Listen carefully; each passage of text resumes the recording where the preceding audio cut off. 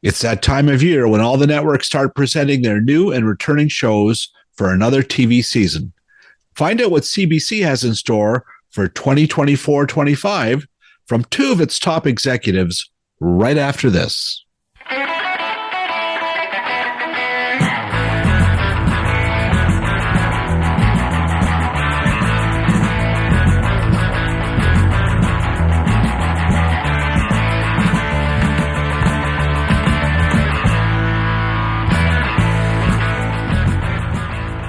It's always a pleasure catching up with Barbara Williams, the Executive Vice President at CBC, and Sally Catto, General Manager, Entertainment, Factual, and Sports. They're two of the top people who call the shots at the public broadcaster. Now, CBC gets roasted daily on social media, but when I attend the annual upfronts in Canada, I have to say it stands out like a hockey net full of Tim Hortons donuts. It's just lots of Canadian content, right? So these two veteran executives, not only do they have to program a broadcaster up against a lot of American competition, but they also manage many other media platforms. It's a tough job. And beyond that, the impossible part is they also have to fend off political attacks.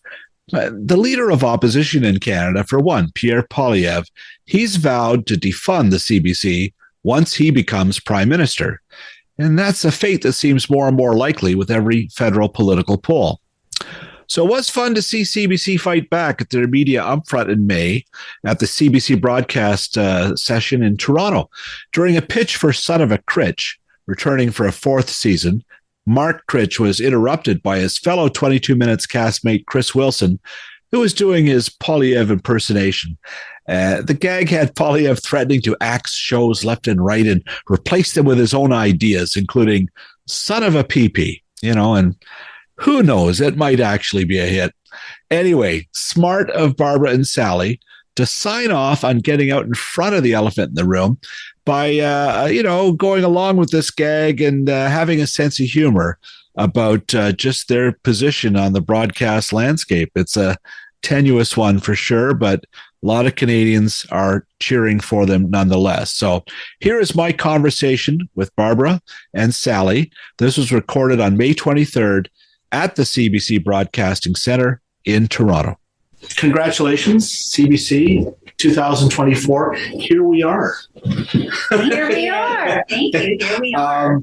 I caught the end of your comments. You mentioned Celine Dion and Michael J. Fox. I just want to follow on that because things are wrapping up. So they're going to be doing some welcome onto the Olympic broadcast. They are the voice of the Brave is Unbeatable campaign that is out there now promoting the Olympics, and that we show the English version. That's the clip that you saw at the end of our presentation, which was voiced by Michael J. Fox, and there's a French version, the version that's voiced by Celine Dion. Nice. And what was interesting for us about it, I think, is that Celine and Michael, I shouldn't call them by their first names, are iconic to Canadians, sure. And to put their their love and passion for Canada right up with the Olympics, and for them to speak on behalf of CBC and all of our athletes heading to.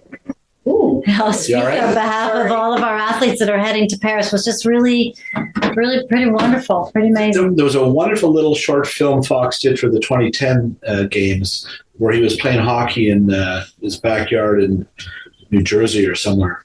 And it was really inspiring because, it's hard. Mm-hmm. But when he was on skates at that point, he could still be free. Mm-hmm. And it was a beautiful little film. So it's a great choice that he's involved. Mm-hmm. Congrats on the Olympics. It's such a great platform.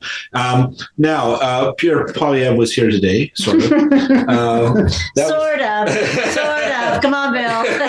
Don't be confusing your listeners there. The folks from 22 Minutes had a great skit. But when you're the broadcaster for the Olympic Games, someone who's running to be prime minister who's suggesting that he's going to scrap CBC, or telling his followers this anyway, ringing that bell or whatever the expressions are.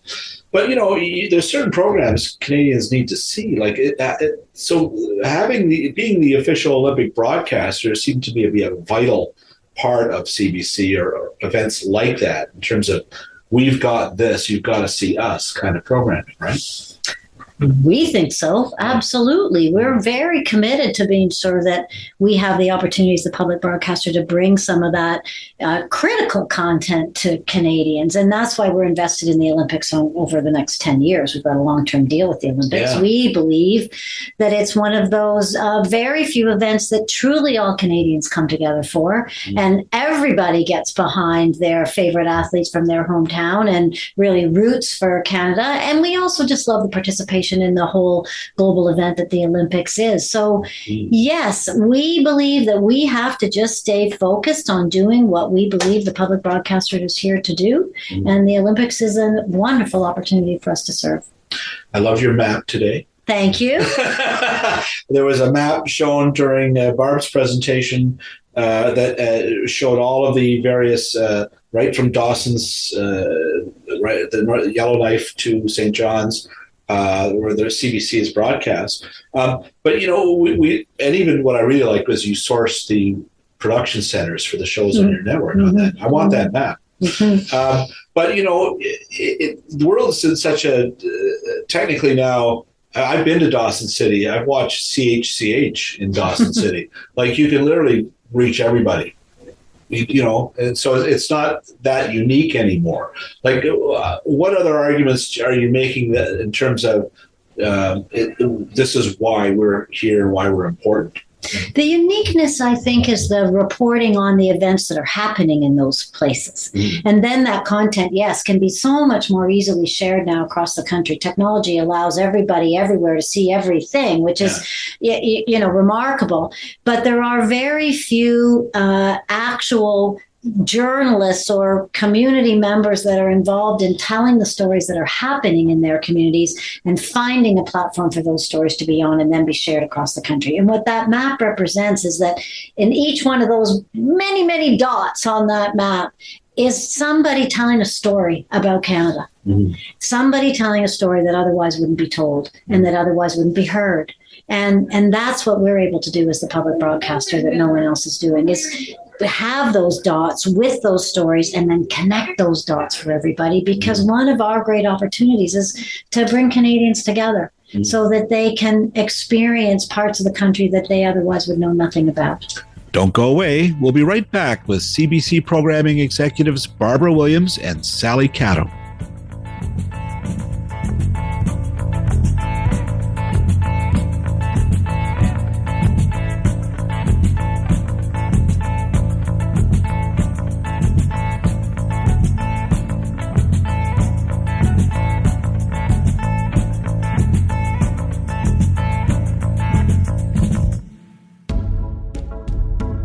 Are you and your kids watching Knuckles on Paramount Plus? Nothing to do with the Three Stooges. This 6-episode animated series from Paramount and Sega is based, of course, on Sonic the Hedgehog. It recently set a global record as the most watched Paramount Plus original series of all time. And yes, adding punch to the series is Idris Elba as the voice of Knuckles. Beyond Knuckles, there's a mountain of entertainment for the entire family on Paramount Plus. This month, the streaming service welcomes back The Chai for a second half of season 6. Creator Lena Waithe's sometimes searing look at the complexities of life in Chicago, as well as the Black experience in America, has already been renewed for a 7th season. Look also for the 3-part documentary series Lola, the story of Lollapalooza, which looks back to the roots of the music festival back in the early 90s. And brace yourself for the 9th season of RuPaul's Drag Race All-Stars. They're all streaming exclusively on Paramount Plus.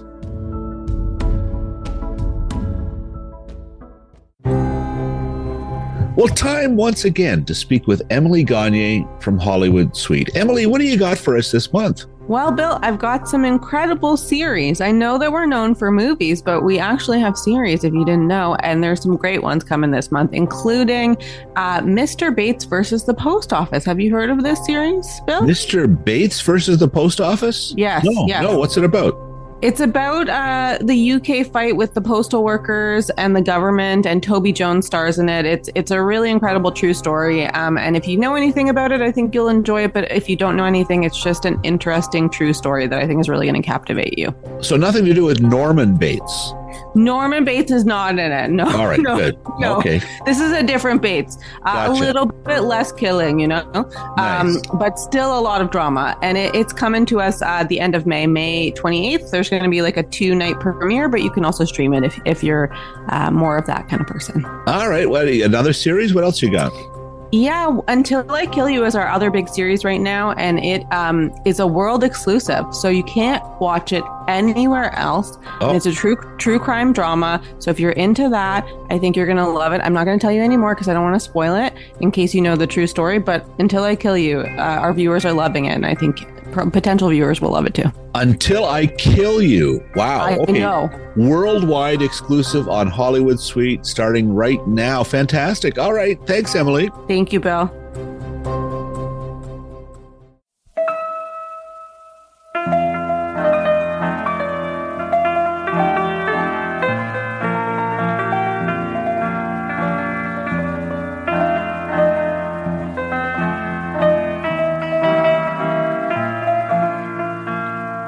And here they are again, Barb and Sally. Well, one new show that I think will do that well is I'm going to call it the menopause show. Small Achievable Goals. Now, but I do think that this is a bullseye because, a lot of people who watch broadcast television are in that demographic. If they're male, they share a life with someone in that demographic. And it's a great idea. I don't think anyone else is doing. When that show was brought to you, did you have that same reaction? Yes, absolutely. It's very much in the zeitgeist, but just kind of crusting the zeitgeist. It feels like it's just a little ahead, and that talent focusing on that issue, it's the perfect is magic. Yeah. And there's all these, brought to you by Kotex or by, there's some wonderful sales opportunities here, I think. Kimberly Clark. It's a really good point. Yeah. And are these, what's that? Depends. I thought you were, Sorry. are you making another argument or are you talking about depends? Or both. But when you're creating content now, it seems everything is shared and nothing, it's all on different platforms, your own, but on others as well, right? I mean, you can watch something here on CBC and see it on Netflix later or CW or somewhere else, right? Is that something that you're very conscious of when you're greenlighting a show, that this is something that we can spread to other platforms or that will have a life beyond our own? It's absolutely just the reality that we're in. Part of it is, we don't finance our shows 100% our own. So we're always going to need partners. And often those partners come with other platforms. And so it's the price of doing business. And not saying it's a bad thing. That means that a larger audience will see the show. We think a lot about all the platforms that our content is going to go on today, whether it's now YouTube or, GEM, CBC, linear. We're more platform agnostic than we've ever been. So we're not creating separate content for separate content for linear. Right. It's we know it could go anywhere and everywhere. I think, though, in addition to that, we're trying to be as deliberate as we can be about what content goes to what platform when.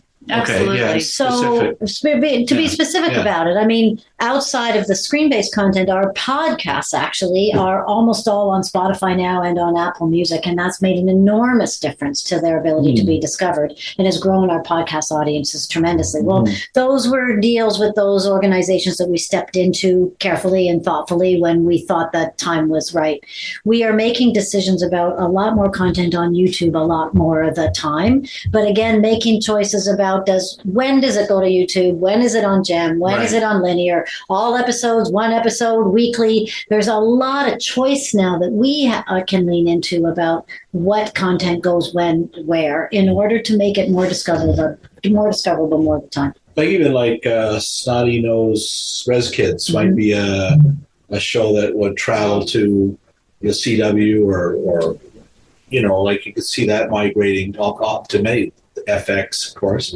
I love that that's a comedy, and you've got a comedian from Tall Boys as part of the pedigree, because that seems to was a missing ingredient in earlier efforts, right? Like the show that FX did sort of opened kicked the door down in terms of, hey, these can be really funny, these stories. And that must have been what you were looking for as well? I think we've heard quite a bit from Indigenous communities that, it's really important that we recognize the comedy in their stories. Yeah. That, yes, it's important to delve into their history.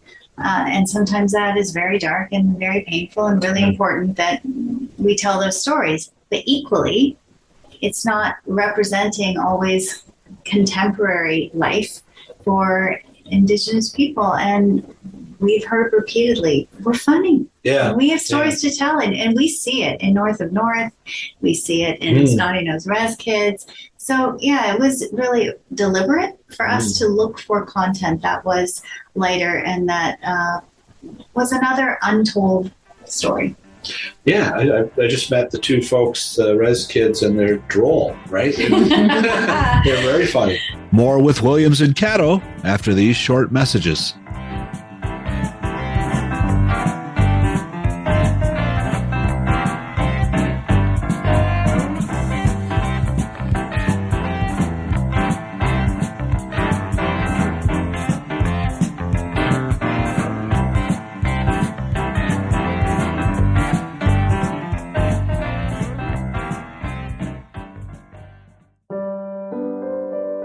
Well, what's new this month on Super Channel? Well, giddy up for the 11th season of When Calls the Heart, found exclusively in Canada on Super Channel Heart and Home. There are, of course, many burning questions from last season's shocking finale. School teacher Elizabeth, Erin Krakow, she's saddled up with her Mountie man Nathan Grant, played by former Brio TV podcast guest Kevin McGarry. Can these two ride off into the sunset and still manage parenting obstacles, huh? There are plenty of other obstacles to unravel as Hope Valley heads into the 1920s. Hardys and McGarrys can look forward to 12 new Season 11 episodes. And don't forget, all 111 binge-worthy past episodes are available on Super Channel On Demand. Remember, Super Channel, an all-Canadian service, is available via most cable providers across the country, as well as streaming live and on demand with Amazon Prime Video channels and Apple TV+. You can also check out Super Channel Plus, available now on the Roku platform in Canada.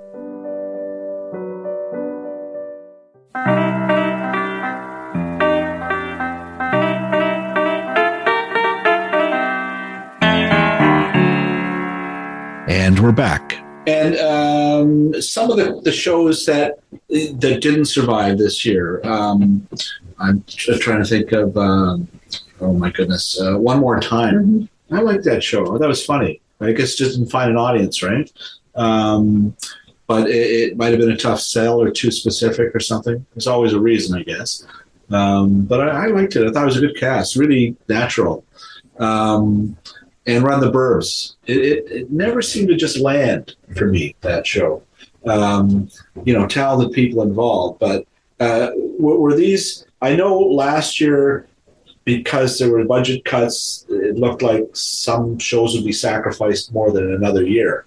But from what I understand, some of that budget was restored, right, Barbara? So that wasn't the case with these shows? They just didn't fit the new schedule? Yeah, I would be careful about trying to link the whole budget story and Right. the ins and the outs of that with those particular show cancellations, if you will. I think we live in a world where you try a whole bunch of stuff all the time. Yeah. And it's magic when a show all actually comes together in all of its pieces, when Right. it's script and it's talent and it's producers and it's that whole we say it needs fairy dust on top of all that for it to ever really all come together. And I think Sally's team has done an amazing job at having a success rate far beyond what lots of slates at other organizations have. But not everything comes together all the Right. time. I think in this particular situation, the budget cuts were not what were making those differences for us. Yeah. We were just trying to put together a slate that was really resonating with an audience, and sometimes some stuff seems to do that better than others. I know you mentioned on your talk that it's not about overnights. Stop asking us for overnights. Bill, you didn't say my I name. didn't say Bill, but I think I looked at you. Yeah. Or just quit Katie, putting her in a hopeless situation, embarrassing her. It's and I get that, and try to explain to people that the raw numbers have changed to a point because they've been hidden for a few years now.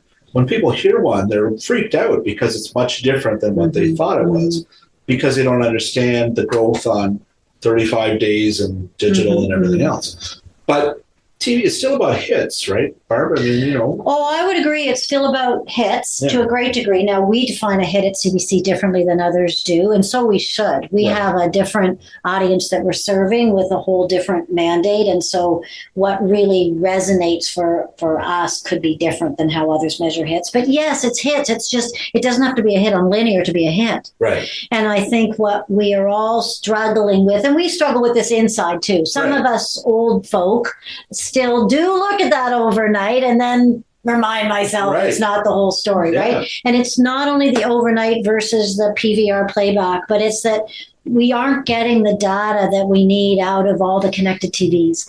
We don't know always where the data's at in terms of how many people are watching a show on Gem, on Roku, on LG, on Samsung. Our content is everywhere. We get YouTube data that we can kind of add into the story. And what we're all trying to do, what our measurement systems have been trying to do for years now, is bring it all together and come up with one number that sort of says, is it a hit? And we just aren't there yet. So we have a responsibility to be really understanding to the best of our ability where a show's connecting with audiences on what platform when, and put it all together in our heads. And increasingly that is about what's happening on connected TVs, what's happening on YouTube, what's happening with the clips and maybe even the longer form stuff on TikTok and Instagram, because that's where people are finding our stuff. Right. Well, it is a shock when I see like CBS has put out data lately showing a show that was getting, it's only getting 4 million. No, at 35 days digital, it's 13 million. Yeah. So it's quite a significant difference, right? Huge. You're finding that at CBC, same kind of ratios? Sure. I mean, you still get a lot of your buzz in that first 7 days, but increasingly that stretches out over 14, 21 to the full 28 days of measurement, because people are just more and more and more comfortable watching something when they want. And there's not that many things that drive, I need to see it in this moment or it's not worth it to me at all. Right. But are you finding on Gem, a lot of people are watching digital like it's live, right? Like, I talk to folks at Chorus and they say, oh my God, I can't remember their platform now, but it's shocking how many people watch Saturday Night Live at 11:30 on Saturday on the digital platform. Yeah, watch the stream live. Well, certainly on Gem. I mean, Gem is this incredible collection of content, right? Which makes it a distinctive streamer from any other streamer anywhere, I think. I'm not sure that anybody else has quite the range of content that we have. So yes, of course, we have all of our content on demand, but we also have live streams from across the country. So you can watch CBC Ottawa or CBC Vancouver or whichever CBC local linear channel you want. You can find that on Gem. And there's a lot of live viewing, to your point. There's also all the streaming channels that are coming, the local streaming channels that'll all be on Gem. There's also all of our other sports streaming that's coming in on Gem. So Gem has got everything. And increasingly, we're adding audio to GEM so that GEM really has a future opportunity to be everything that is CBC all in one place. Okay. Is there a night to watch out for this year that you're really going to be interesting what happens here? Make Sophie's choice between the children?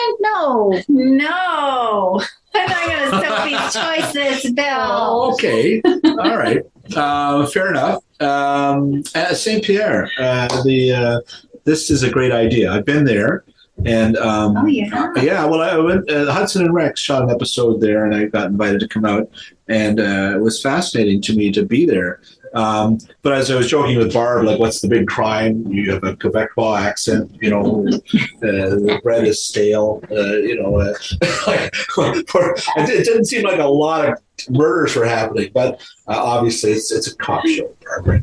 Yes. It's amazing what crime can happen in a cop show. Yeah. So, and this is, again, it seems to me a smart move. Allan Hawco and Republic of Doyle was such a success that for CBC to stand out, you've got to embrace your, what's the home team or your bench, right? Yeah. And so that seems to be your philosophy too, is to make sure these faces that we've raised to be famous for Canadians are part of our schedule.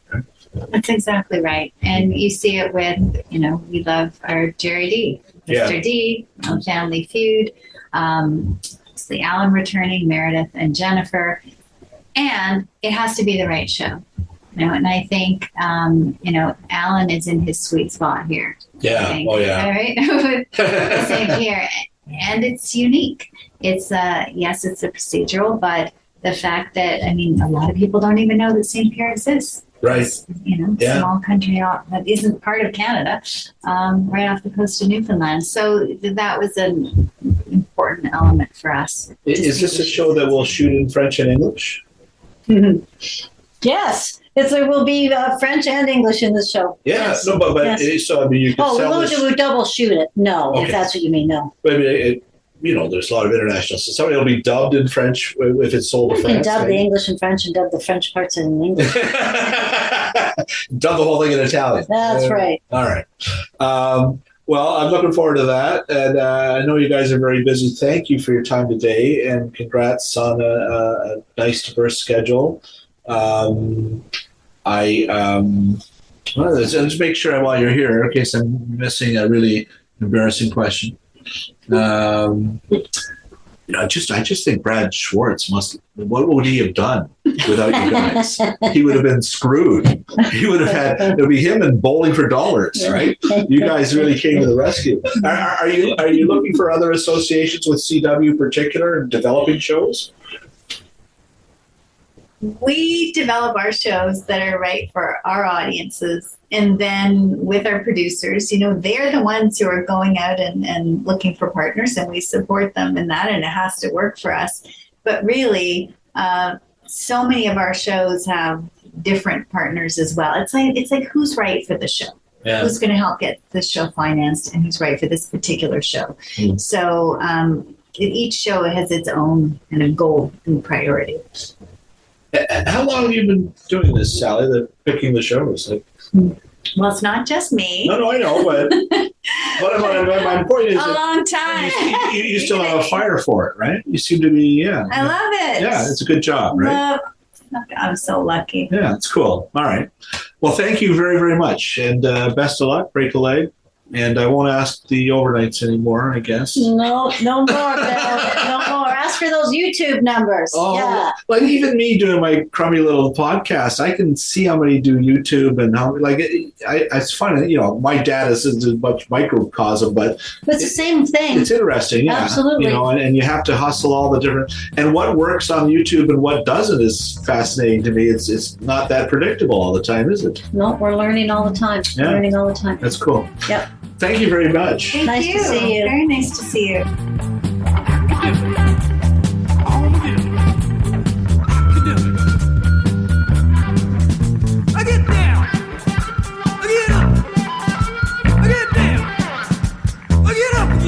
Thanks as always to our own programming expert here at Brio TV, Phil Hong. Look for Son of a Hong this fall on CBC. Give it up as well to BJ Del Conte, Paul Boudra, and all the crispy critters, as well as piano man Stephen Dudley, who many years ago recorded the music you hear on this podcast. Finally, thanks to you, listener. If you enjoy this conversation, let us know with a like or a comment at Apple or Spotify or wherever you listen to podcasts. I'm Bill Brio. Thanks for listening.